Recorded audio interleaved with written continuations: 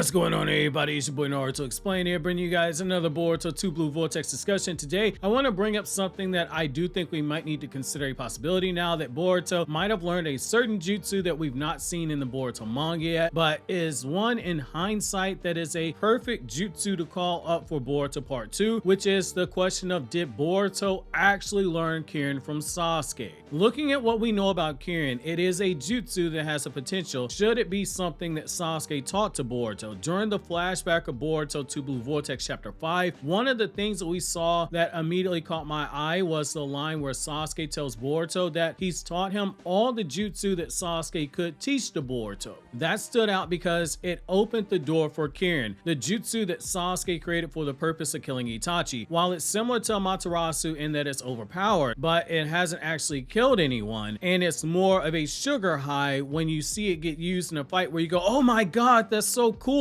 look at this. But like with every sugar high, you get a crash afterwards, or if you really want to go dark, you get that post-nut clarity. When you see Amaterasu and Kirin being used and be ineffective, you go, well dang, that sucked because it didn't do anything notable. However, given that Sasuke couldn't pass on Chidori to Boruto, since Boruto, due to not having the Sharingan Eye insight, cannot safely use that jutsu, otherwise he runs into the problem that Kakashi had when he used it chronologically in the timeline in Naruto Volume 27, which led to Minato telling Kakashi that he forbade him from using the jutsu ever again. This is the one jutsu we know for certain that Sasuke could have passed down to Boruto, and it makes sense narratively. Kirin is something that Sasuke created himself, and it's something that Sasuke is the only person who has ever used the jutsu for. He hasn't passed it down to Sarada, though we know based on the Sasuke Shin and the Teacher Star People story that Sasuke did train Sarada both on how to better use her Sharingan as well as with lightning release jutsu. But unless we learn that something like this was taught to Sarada off screen by Sasuke, we cannot say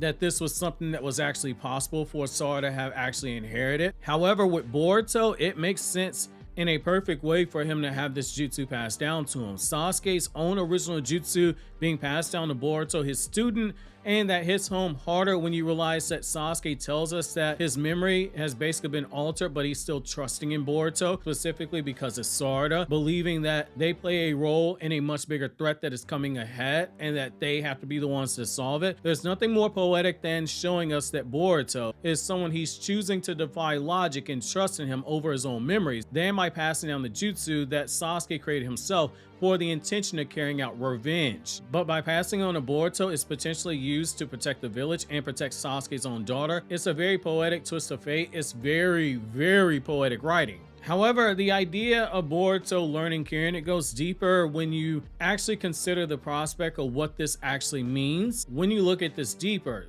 Boruto would have needed to learn fire release because, as we've seen with Kirin in the past, fire release is oftentimes used to heat up the atmosphere for the jutsu to be used, since it uses naturally existing lightning that is guided by the chakra of the user. Boruto just happens to have been trained by two people who happen to have possession of two of the strongest fire release jutsu we've seen in the series. Sasuke possessed Amaterasu, which obviously Boruto can't use because he doesn't have the Sharingan Kekkei Genkai, and that power, just looking at what we've seen, given that Itachi had it with this Mangekyo and Sasuke has it with his, which is a reminder, Itachi did not give Sasuke Amaterasu. He gave him the transcription seal, the Amaterasu transcription seal, for a one-time use of Amaterasu. That's the reason why Sasuke's eyes, if you pay attention to the scene, turn into Itachi's Mangekyo. But it seems as if that's something unique to Sasuke's bloodline with the people who have the Mangekyo, especially if this ends up being one of Sarada's powers, which you guys heard me say before. I likely believe that one of her powers is going to be Amaterasu, even though there's more mythology associated with Sarada for something else. Could you go the Shinjutsu route and say that there's a Shinjutsu version of Amaterasu? Sure, but I think we all can collectively agree that would be terrible writing if that's the case, even though it's actually set up in the narrative for there to be an Amaterasu variation. And that brings us to Kashin Koji. Kashin Koji has the Transcendent Essence Flames, which burns so fast and so hot that not even advanced ninja tech regeneration can recover fast enough for the regen speed to outspeed the damage that are done by those flames. Koji states that no wind or water will put out the flames. While they don't burn for 7 days and 7 nights like Amaterasu, one would assume that those flames used in widespread like Amaterasu would serve the purpose of heating up the atmosphere. The same if Koji taught Boruto how to summon fire from the flaming mountains, which might have been possible since Boruto is inevitably gonna end up fighting Kawaki, the vessel of Ishiki, and as we saw when Koji fought Jigen, another vessel of Ishiki,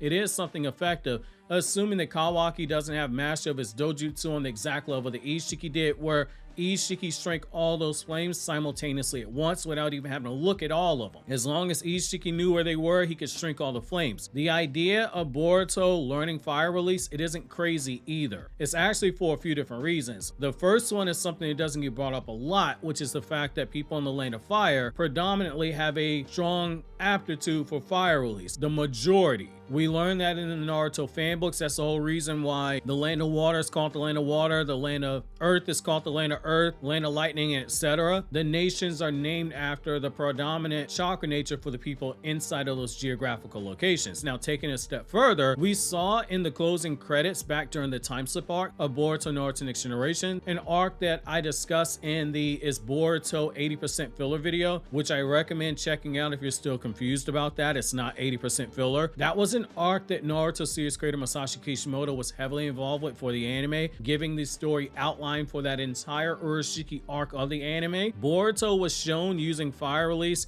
and having a connection to the toads in that closing credits for the arc after every episode, the outro basic. So far, we've seen Boruto be shown using toads and having a connection to Kashi and Koji. The idea that he underwent fire release change in chakra nature drill training during the 3-year time skip is not crazy to consider either. Granted, as we learned in the Akatsuki suppression arc around volume 35 of the manga, specifically in I believe chapter 316, I'm saying this off the top of my head, change in chakra nature drill training for most shinobi, it takes years. But as we saw previously, there are exceptions when it comes to prodigies. Case in point, Sasuke learned fire release in a week, which his father said should be impossible to do. That's why Fugaku was shocked. And Sasuke picked up lightning release in only a few days of training, even though Kakashi told us that he apparently had a hard time learning lightning release when he went through the training. He still only learned it in a few days. I don't think it's too crazy for him to have picked up fire release at some point during the story during the 3-year time skip. He's been shown comparable to other geniuses where he picks up things very quickly. That brings us at last to the importance of the effectiveness of Kirin should Boruto use it. Because Kirin is a jutsu that draws on natural lightning by using thunder clouds to add to the punch of the attack and uses chakra to guide the lightning bolt to the target. It's a jutsu that Kawaki's karma cannot absorb due to it being a loophole in how karma works. Karma cannot absorb jutsu that use naturally existing properties. Particularly, this is where people get it confused. It is physically existing natural properties. That's the whole reason why Naruto's nature energy sage mode Rasengans, they got absorbed by karma. However, a fire release jutsu that uses physically existing fire cannot be absorbed. The only problems with Kirin are what I brought up in my Why Jigen 1 video, where I broke down how Jigen hard countered every jutsu Naruto and Sasuke had, including Kirin, is that while karma cannot absorb the jutsu, Ishiki's dojutsu can shrink the jutsu if Jigen were to have laid eyes on it during that fight. And it's the same thing with Kawaki. If he were to know that the jutsu is coming,